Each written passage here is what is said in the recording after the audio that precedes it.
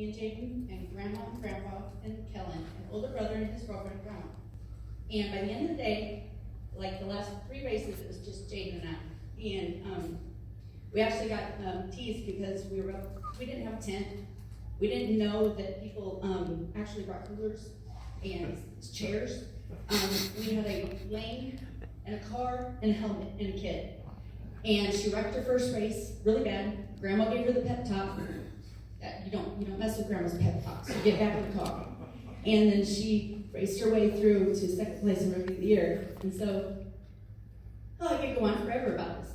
Anyway, at the end of the day, we were dancing. It was hot. I was supposed to be at work. I had to call up and tell them I'd be late. But anyway, we were dancing, and people were like, you guys are having a good time. It's like, how can you not?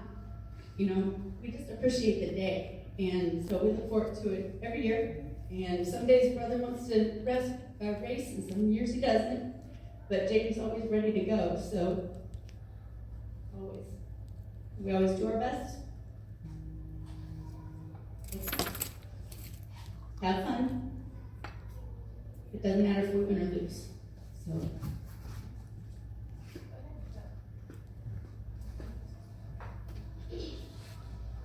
First, I wanted to say thank you to everybody that comes out to either watch or to help. And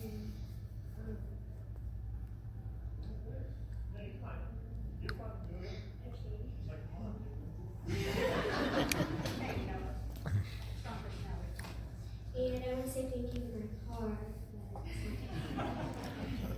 But it fixes me every year.